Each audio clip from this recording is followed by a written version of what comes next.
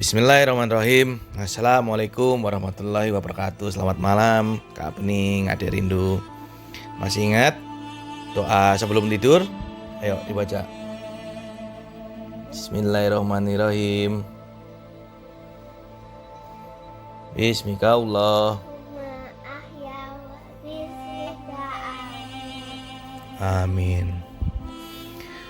Malam ini ayah akan bercerita tentang kisah Islamnya Sayyidina Abu Dzar Al-Ghifari radhiyallahu an. Jadi ceritanya begini nih. Sayyidina Abu Dzar Al-Ghifari radhiyallahu an itu tuh sahabat Rasulullah yang terkenal ceritanya. Di suatu hari ia terkenal dengan kesuhutan dan keilmuannya. Jadi Sayyidina Ali radhiyallahu anhu berkata, Abu Dzar memiliki ilmu yang orang lain tidak mampu memperolehnya. Hanya saja dia menyimpannya. Nah gitu. Jadi Sayyidina Ali pernah nyampein gitu. Nah ketika pertama kali ia mendengar kabar tentang kenabian baginda Muhammad SAW, jadi ia mengirim saudaranya ke Mekah untuk memastikan berita itu. Jadi dia ngomong sama saudaranya tuh, pokoknya ya bro, apabila ada orang yang ngaku telah datang wahyu kepadanya dari langit, tolong tolong diselidiki keadaannya dan dengarkanlah baik-baik perkataannya. Saudaranya pun pergi ke Mekah. Setelah menyelidiki keadaan di sana, ia pun kembali dan melapor kepadanya. Aku melihatnya memerintahkan kebaikan loh. Dan akhlaknya tuh best of the best. Akhlaknya tuh mulia banget. Aku mendengar ucapannya yang bukan seperti ucapan ahli syair atau ucapan orang-orang yang ahli sihir. Pokoknya kali ini orangnya beda banget. Abu Dzar tuh tidak puas gitu dengan laporan sama saudaranya itu. Akhirnya ia memutuskan pergi ke Mekah. Ya udah deh, aku nggak percaya. Kayaknya aku aja yang langsung sendiri ke Mekah. Aku mau nanya-nanya ke sana.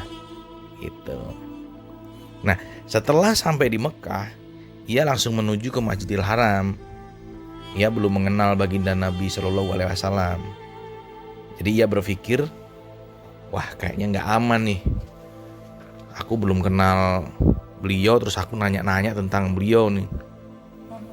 Bahaya kalau bertanya tentang baginda Nabi Shallallahu Alaihi Wasallam kepada orang-orang. Maka hingga petang ia masih terus tinggal di Masjidil Haram dalam keadaan penasaran kayak gitu. Ketika hari sudah mulai gelap, Sayyidina Ali radhiyallahu an melihat tuh ada seorang musafir asing. Siapa tuh ya? Gitu. Jadi pada masa itu tuh menunaikan hajat para musafir, orang-orang miskin dan orang-orang asing itu sudah jadi kebiasaan masyarakat Arab. Jadi kayak yang ada di bukumu tuh loh. Jadi kalau ada musafir dibantu, ditanyain, suruh nginep. Ada yang bisa saya bantu pak? Silakan menginap ke tempat kami. Gitu. Akhirnya Sayyidina Ali radhiyallahu an mengajak musafir itu ke rumah dan menjamunya. Monggo pak. Gitu. Nginep sini pak, makan. Tetapi Sayyidina Ali radhiyallahu an merasa belum waktunya nih kalau bertanya mengenai siapa dan apa maksud kedatangan musafir tersebut. Apalagi musafirnya juga nggak ngomong rencananya ke kotanya Sayyidina Ali ini dalam rangka apa, dia nggak ngomong. Jadi mau nanya tuh kayak masih segen gitu loh. Pagi harinya ia kembali ke masjid. Sepanjang hari keadaan tetap seperti itu. Sayyidina Abu Dzar radhiyallahu an tidak bisa menemui baginda Nabi Shallallahu Alaihi Wasallam karena dia belum mengenal baginda Nabi Shallallahu Alaihi Wasallam dan tidak bisa bertanya kepada siapapun. Nah, kemungkinan besar nih hal itu disebabkan berita tentang permusuhan orang-orang kafir terhadap baginda Nabi Shallallahu Alaihi Wasallam yang telah tersebar luas. Siapa aja yang berani menemui beliau akan disiksa nih. Disiksa dengan segala cara. Nah, makanya dia takut nanya-nanya tentang baginda Rasulullah SAW. Jadi ia berpikir, wah kayaknya nggak mungkin nih nanya ke orang-orang mengenai keadaan baginda Nabi SAW yang sebenarnya. Ia takut jika ia bertanya kepada seseorang, kemudian orang tersebut berprasangka buruk, waduh, bahaya sob, ia akan mendapatkan kesusahan. Sore hari kedua, Sayyidina Ali radhiyallahu anhu berpikir, musafir asing ini pasti punya tujuan nih datang kemari. Mungkin tujuannya belum terpenuhi. Gitu, dia kayak bicara dalam hati gitulah. Sayyidina Ali radhiyallahu anhu pun mengajak kembali tamunya menginap dan menjamunya di rumah. Namun malam itu pun Sayyidina Ali radhiyallahu anhu belum bertanya kepadanya. Baru tuh malam ketiga, sama seperti malam sebelumnya, sudah mulai agak penasaran. Akhirnya Sayyidina Ali radhiyallahu anhu bertanya kepada tamunya, "Apakah tujuanmu datang kemari?" Setelah meminta Sayyidina Ali radhiyallahu anhu bersumpah dan berjanji akan menjawab dengan jujur setiap pertanyaan, baru tuh Sayyidina Abu Dzar radhiyallahu anhu menyampaikan maksudnya. Sayyidina Ali radhiyallahu anhu berkata, "Sungguh beliau utusan Allah Subhanahu wa taala. Jika esok pagi aku pergi, ikutlah aku. Aku akan mengantarmu kepada beliau. Karena suasana pertentangan masih panas, bro. Maka jika selama di perjalanan kita menemui seseorang yang mencurigai perjalanan kita, aku nanti akan pura-pura kencing atau pura-pura membetulkan trompa. Ya, gitu aja ya. Hendaknya engkau terus berjalan aja. Jangan menunggu agar orang tidak mengetahui perjalanan kita.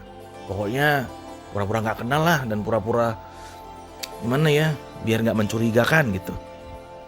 Keesokan paginya, Sayyidina Ali radhiyallahu anhu diikuti musafir itu hingga tiba di tempat baginda Rasulullah SAW.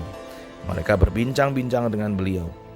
Saat itulah Sayyidina Abu Dzar radhiyallahu anhu masuk Islam. Selanjutnya, karena baginda Nabi SAW sangat mencemaskan gangguan yang akan menimpa dirinya, beliau melarang kepada Sayyidina Abu Dzar radhiyallahu anhu menunjukkan keislamannya di muka umum. Baginda Nabi SAW bersabda, "Pulanglah kepada kaummu dengan sembunyi-sembunyi, dan engkau boleh kembali lagi jika kami telah mendapat kemenangan." Sayyidina Abu Dzar radhiyallahu anhu menjawab, "Ya Rasulullah, demi zat yang nyawaku berada di tangannya, aku akan mengucapkan kalimat tauhid ini dengan lantang di tengah kerumunan orang-orang yang tidak beriman itu." Lalu ia langsung menuju Masjidil Haram dan dengan suara lantang ia berseru, "Asyhadu alla ilaha illallah wa asyhadu anna Muhammadar Rasulullah." Artinya, aku bersaksi tiada yang berhak disembah selain Allah, dan aku bersaksi Muhammad adalah utusan Allah. Selanjutnya, orang-orang menyerangnya dari segala arah cuy. Tubuhnya terluka berat. Bahkan ia hampir saja menemui ajalnya. Ngeri banget bro.